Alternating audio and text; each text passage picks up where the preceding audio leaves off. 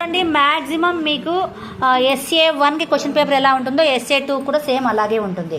Total 100 మార్క్స్కి అయినప్పటికీ మీకు 20 మార్క్స్కి ఇంటర్నల్ క్వశ్చన్ పేపర్ ఉంటుంది, 80 మార్క్స్కి ఇలా పేపర్ ఉంటుంది మీకు. అందులో ఫస్ట్ ఏముంది 20 మార్క్స్కి ఆల్రెడీ మీకు టెక్స్ట్ బుక్లో ఉండేదే జస్ట్ పైన పేరా చదివి ఈ కింద క్వశ్చన్స్కి ఆన్సర్ చేయగలగాలి మీరు. అంటే మీరు ఏం ఇప్పటి నుంచినే అది నేర్చుకొని క్వశ్చన్ ఆన్సర్స్ బట్టి కొట్టే ఆ రకం కాదు ఇక్కడ. అంటే ఇక్కడ తెలుగును ఈ ఇచ్చిన పారాగ్రాఫ్ను నీట్గా చదివి ఈ కింది క్వశ్చన్స్కి ఆన్సర్ చేయగలగాలి. ఒకసారి ఇక్కడ చూడండి ఏముందో. జాతరకు ముందరగా ఒక కోయ యువకుడు చిలకల గుట్ట మీదకు పోయి పసుపు కుంకుమ ఉన్న బరినను వెదురుగడను తెచ్చి గద్దెలపై నిలపడంతో జాతర మొదలవుతుంది. అతడు పూనకంతో ఉంటాడు. సమ్మక్క గాయపడ్డ చోటును తల్లి గద్దె అని, సారలమ్మ వీరమరణం పొందిన చోటును పిల్ల గద్దె అని అంటారు. ఈ తతంగాన్ని దేవతలను ఆహ్వానించడం అంటారు. తర్వాత భక్తులు గద్దెలను దర్శించుకోవడం మొదలవుతుంది. మూడవ నాడు దేవతల వన ప్రవేశంతో జాతర ముగుస్తుంది. అంటే ఫస్ట్ మీరు ఈ పేరాను బాగా చదివి అసలు ఇదేంటి మీరు అర్థం చేసుకోవాలి. అప్పుడు ఈ క్వశ్చన్స్కి ఆన్సర్ చేయగలుగుతారు. ఏముంది భరణిలో ఉన్నది డాష్ ఏముంటుంది భరణిలో? భరణిలో కుంకుమ భరిణ, కుంకుమ ఉన్న భరిణను వెదురుగడను తెచ్చి, అంటే కుంకుమ ఉన్న భరిణను అంటే భరిణలో కుంకుమ ఉంది. గద్దెపై నిలిపేది ఏది? ఏది? పసుపు కుంకుమ ఉన్న భరిణను వెదురుగడను తెచ్చి గద్దెలపై నిలపడంతో జాతర మొదలవుతుంది. లైక్ దట్ పూనకంతో ఉండేవారు. ఇలా ఈ పేరా చదివి ఈ క్వశ్చన్స్కి ఆన్సర్ చేయగలగాలి. ఇది మీ టెక్స్ట్ బుక్ నుంచినే వస్తుంది, బయట నుంచి ఏమీ రాదు. ఒకసారి ఈ పేరాన్ని చదువుకుంటే మనకు సరిపోతుంది. ఇంకా ఆలో చూస్తే 5 మార్క్స్కి ఏముంది, ఆల్రెడీ మీకు స్టార్ గుర్తు ఉండే పద్యాలు కొన్ని నేర్చుకోవాలి. ఉన్నత సౌద గోపురపు ఏంటిది మీకు పద్యం వచ్చా? అదే అసలు ఇదేం చెప్పండి. ఉన్నత సౌద గోపురపు ఉయ్యాల మంచమునందు తిన్నగా వెళ్ళి అంటే మీకు ఇది రాలేదు, రేపు ఎగ్జామ్ పెట్టుకొని తర్వాత చెప్పకు చేసిన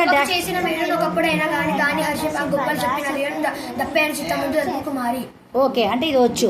అంటే ఏదైనా ఒక పద్యం ఇచ్చి ఆ పద్యాన్ని పాదభంగం లేకుండా తప్పులు లేకుండా రాయగలగాలి. అర్థమైందా? ఇది 5 మార్క్స్కి మీకు ఉంది, బట్ దీన్ని ఇగ్నోర్ చేస్తున్నారు మీరు. ఇప్పుడు నేర్చుకోండి. ఓకే, నెక్స్ట్ ఏముంది? సెకండ్ వన్ గద్య భాగంలో ఉండే సేమ్ పారాగ్రాఫ్. అంటే బతుకమ్మ పెంచడానికి తంగడి పూలు, బంతి పూలు, కనకాంబరాలు అంటే బతుకమ్మను ఎలా పేరుస్తారు అన్నది పారాగ్రాఫ్. దీన్ని మీరు బాగా చదివి దీన్ని అర్థం చేసుకుంటే ఆ పారాగ్రాఫ్లోనే వీటికి ఆన్సర్లు ఉన్నాయి. ఏముంది ఇక్కడ? మీ పరిసరాల్లో దొరికే కొన్ని పూల పేర్లను రాయండి. మీకు బంతి పూలు, చామంతి పూలు, గులాబీ పూలు, బ్లా బ్లా బ్లా అంటే మీకు తెలిసినవి రాసేయచ్చు. ఇక్కడ ఓన్గా పూలను ఎందులో పేరుస్తారు అలా. ఈ క్వశ్చన్ను ఫస్ట్ మొట్టమొదటి బతుకమ్మని ఏమంటారు? అష్టమి అనగా ఎన్నవ రోజు. పెద్ద బతుకమ్మని ఇంకేమని అంటారు? మీకు ఆ పారాగ్రాఫ్లో ఉండేది మీరు ఇక్కడ రాసేయగలగాలి. ఇది ఎన్ని మార్క్స్కి ఇచ్చారు? గద్య భాగంలోది 10 మార్క్స్కి. చూడండి అక్కడే ఆన్సర్స్ కూడా ఉన్నాయి. ఇది చూసి మీరు ఇక్కడ రాసేయగలిగితే మీకు 10 మార్క్స్ వచ్చు.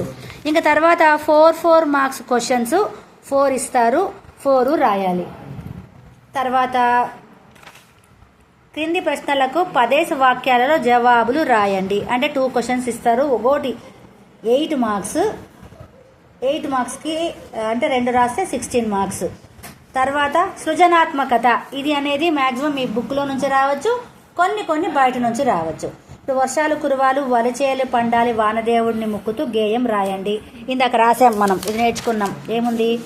వానల్లు కురవాలి వానదేవుడా, వరిచేలు పండాలి వానదేవుడా, నల్ల నల్ల మేఘాలు వానదేవుడా, మెల్లంగా కురవాలి వానదేవుడా. ఇలా గేయం వస్తే గేయం రాయండి. ఒకవేళ అది మాకు తెలిసిన గేయం రాదు అనుకుంటే మీ ఓన్ వర్డ్స్లో ఇక్కడ వర్డ్స్ ఇచ్చారు చూడండి. కొండ కోనలు, వాగు వంకలు, అడవులు, చెట్లు, పులులు, సింహాలు వీటిని ఉపయోగిస్తూ అడవుల అందాలను వర్ణిస్తూ వ్యాసం రాయండి. అంటే మీరు ఏం చేయాలి? మీరు ఒక స్టోరీ లాంటిది రాస్తూ అడవి గురించి, అందులో వీళ్ళు ఇచ్చిన ఈ పాయింట్లను మధ్యలో యూజ్ చేసుకుంటూ అంటే ఉపయోగిస్తూ రాయాలి. బట్ వాళ్ళు ఇచ్చిన ఈ వర్డ్స్ కనుక మీకు అక్కడ రాయగలిగితే మీరు వాటి కింద అండర్లైన్ చేయండి ఉపయోగించినట్టు. ఓకే, నెక్స్ట్ ఏముంది? ఇది ఓన్గా ఇటీవల కురిసిన వర్షాలకు పంటలు దెబ్బతిన్న విషయం తెలుపుతూ మిత్రునికి లేఖ రాయండి. ఇది ఓన్గా ఉంటుంది. మీకు తెలుగు మనకు మాట్లాడడం వచ్చు, రాయగలగడం వస్తే ఓన్గా మీరు ఇది మిత్రుడికి లేఖ రాయాలి. లేఖ ప్యాటర్న్ మనకు తెలుసు, డేట్, మిత్రుడి పేరు పేరు ఇవన్నీ రాసి, ఇది మనకి ఆల్రెడీ మన ప్యాటర్న్ నేర్చుకున్నాము. ఆ ప్యాటర్న్ రాసి మధ్యలో లెటర్ బాడీ రాసేయాలి. ఇంకా బిట్ పేపర్కి చూస్తే సేమ్ బిట్ పేపర్ మనకు అన్నిటికీ సేమ్గా ఉంది. పేరు కనిపిస్తే ఏం కాదు నాన్న. ఒకసారి చూడండి. ఫస్ట్ ఏముంది చూడు, ఎంతసేపు 30 మినిట్స్. అంటే మీరు తీసుకోవచ్చు, ఒకవేళ క్వశ్చన్ పేపర్ ఫాస్ట్గా రాసేస్తే బిట్ పేపర్కి కొంచెం టైం తీసుకోవచ్చు.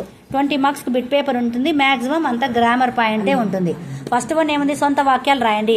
కంటికి రెప్పలాగా ఓన్గా రాయొచ్చు. అమ్మ పిల్లల్ని కంటికి రెప్పలాగా చూసుకుంటుంది. మార్మోగు,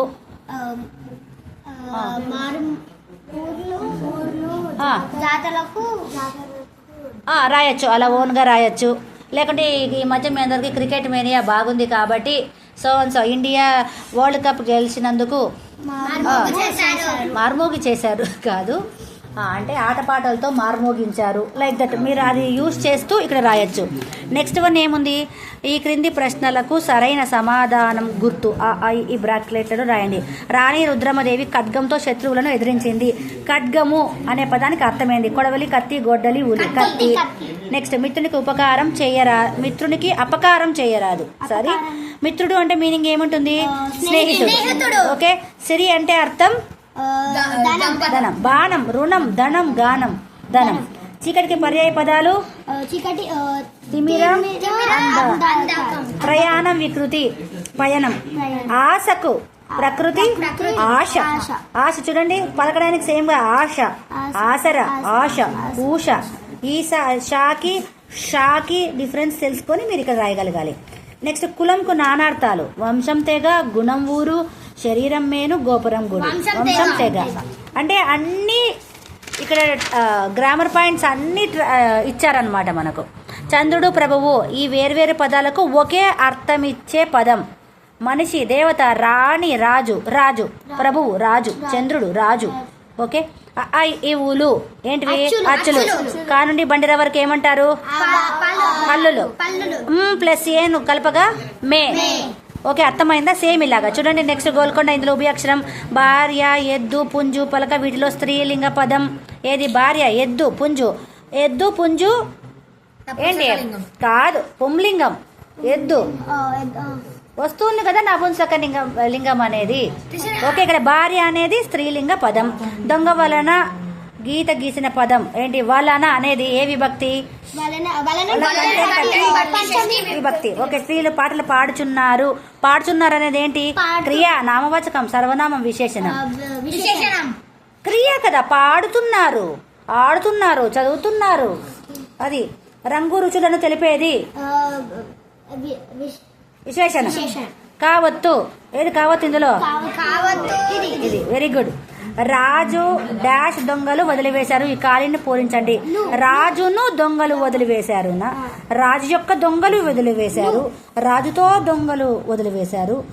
రాజు చేత దొంగలు వదిలివేశారు. చేత, రాజు చేత దొంగలు వదిలివేశారు. ఇది కూడా విభక్తికి చెందింది. చేతం, చేన్, తోడం, తోం, చేత, కంటే. ఓకే, అలా. ఇది మనకి ప్యాటర్న్. ఇందులో కూడా చూడండి సేమ్ ఉంది. ఇది ఈ ఇయర్ SA1కు వచ్చిండేది. సేమ్ ఇలాగ గీత ఇచ్చిన పదానికి అర్థం రాయాలి. భారతీయులంతా ఏంటి, అన్నదమ్ముల వలె, బావమరుదుల వలె, తల్లిదండ్రుల వలె, స్నేహితుల వలె. ఎలా ఉండాలి, భారతీయులంతా అన్నదమ్ముల వలె. Okay. All Indians are my brothers and sisters చెప్తారు కదా రోజు. మరి ఏంటి, స్నేహితుల వలె అని రాసావు, అందుకే తప్పుపోయింది. ఓకే, చూడు ఇక్కడ కూడా ఫస్ట్ సొంత వాక్యాలు. వందనాలు, కన్నుల పండుగ, చీమల దారి పొడవైంది, పర్యాయ పదాలు. ఓకే, తోవా మార్గం, ఇది కరెక్టే. భూమిపై పైరు పండును, అర్థం, పైరుకి, పంట. పెద్దలు కథలు చెప్పాలి, పిల్లలు వినాలి. వికృతి పదాలు, ప్రకృతి, వికృతి జంట. ఇక్కడ చూడండి భిన్నమైన పదాలను గుర్తించండి. నెక్స్ట్ సినిమా కదా, టీవీ, కంప్యూటర్, రేడియో. నెక్స్ట్ భక్తుడు పూజ చేశాడు. ఈ పదం భాషాభాగం. చేస్తాడు, భాషాభాగం, క్రియ. కరెక్ట్గా రాశాడు. రామ, లక్ష్మణ, భరత, శత్రుఘ్నులు వీరంతా ఎవరు, అన్నదమ్ములు. వీటిలో అచ్చులు. ఇది ముందు పేపర్లో ఇచ్చారు, ఈ పేపర్లో కూడా ఇచ్చారు. అచ్చులు. ధ్వని దేనిని అంటారు, అతనేమన్నాడు, విడదీసి రాయాలి అంటే సంధి. ఇందాక చూసిండే పేపర్లో మనకు సంధి ఒక్కటి కూడా రాలేదు. సంధి సమాసాలు. ఇక్కడ సంయుక్తాక్షరం. రామాయణం చాలా గొప్ప కావ్యం. ఏ భాషా భాగం? వాణి పూజ కొరకు పూలు కోసింది. కొరకు దేంట్లో వస్తుంది విభక్తి? కొరకు. అలా కింది పదాలు ఇతర పదాన్ని గుర్తించండి. పుస్తకం, కావ్యం, గ్రంథం, గంట. ఇది మోగేది, ఇవన్నీ చదివేవి. అభినందన పాఠం ఏ ప్రక్రియ? విద్యార్థులు అబద్ధం ఆడరాదు. ఈ పాఠం ఏ ప్రక్రియ అనేది బుక్ స్టార్టింగ్లో ఉన్నాయి కొన్నింటికి, ఒకసారి చూసుకోండి. విద్యార్థులు అబద్ధం ఆడరాదు వ్యతిరేక పదం. అబద్ధం ఆడరాదు, అబద్ధానికి ఆపోజిట్ ఏంటి? నిజం. లింగవచన విభక్తులు లేని పదాలను ఏమంటారు? అవ్యయాలు. నామవాచకాల? నామవాచకం అంటే పేర్లు కదా, అలా ఎలా రాసావు? ఓకే, ఇది అర్థమైనప్పుడు క్వశ్చన్ పేపర్ ప్యాటర్న్. దీన్ని మీరు